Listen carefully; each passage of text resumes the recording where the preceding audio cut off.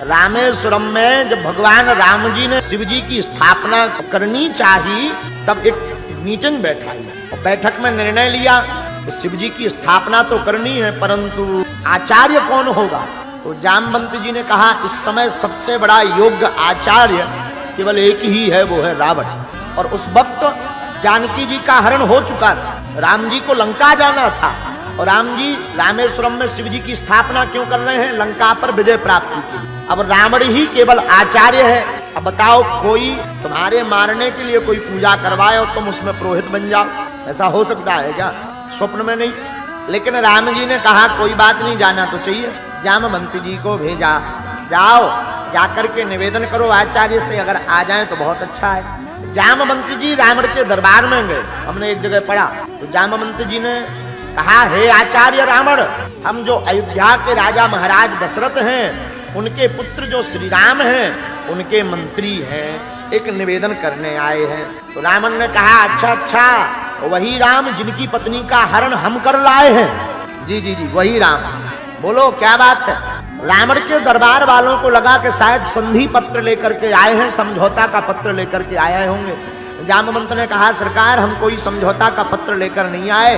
हमारे प्रभु, हमारे भगवान श्री राम लंका के उस पार समुद्र के किनारे भूत भावन महादेव की स्थापना कर रहे हैं और आपको आचार्य के रूप में चुना है, उन्हें आप यजमान के रूप में स्वीकार कीजिए, हम उनकी तरफ से न्योता लेकर के आए हैं। हमने सुना है, रावण ने भी सोचा कि ऐसा आचार्य नहीं मिलना है और ऐसा शिष्य नहीं मिलना।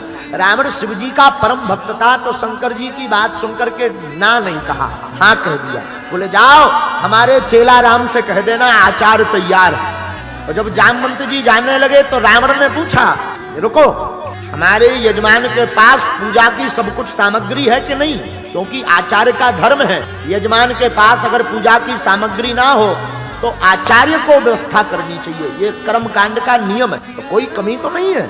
अब देखना जरा शब्द शैली, जामवंत जी की शब्द शैली। जामवंत जी कहते हैं, सरकार, हे राजा रावण, हे आचार्य रावण, हमारे भगवान राम के पास भगवान भूत भावन की स्थापना की संपूर्ण सामग्री है, लेकिन उनकी नारी पत्नी का कोई लंका का राजा रावण है, वो हरण करके ले गया। अभी तक आचार्य नहीं थे रावण, इसलिए उसी पर निशाना किया, पर अब आचार्य बन गए हैं तो रावण लंका का राजा अलग हो गया, आचार्य रावण अलग हो गया। कोई लंका का राजा है जिसका नाम रावण है, वो हमारे नाथ, हमारे भगवान राम की पत्नी का हरण करके ले गया। पता है रावण ने क्या जवाब दिया?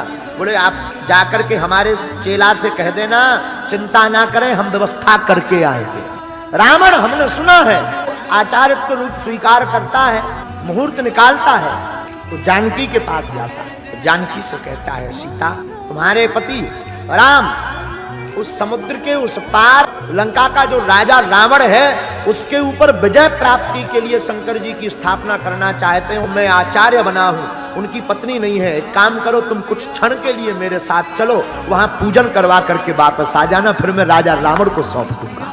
और हमने सुना रावण अपने पुष्पक विमान पर बैठा करके जानकी जी को उस पार लेकर गया तो भगवान राम ने रावण की अगवानी की, क्योंकि आचार्य थे। तो राम जी ने प्रणाम किया रावण को, और प्रणाम करके कहा, आइए भगवान आचार्य पधारिए। और जैसे ही रावण आया तो रावण ने कहा, अर्धांगिनी की व्यवस्था हुई, राजा रावण ने दी।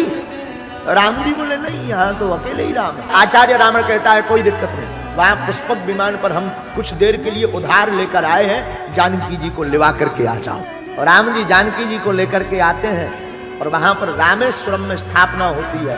तो रावण ऐसी स्थापना करते हैं, और जब नामकरण की बारी आती है तो रावण नाम रखता है रामेश्वरम, रामस्व ईश्वरः सा रामेश्वरम, राम जी के जो ईश्वर हैं वही रामेश्वर है।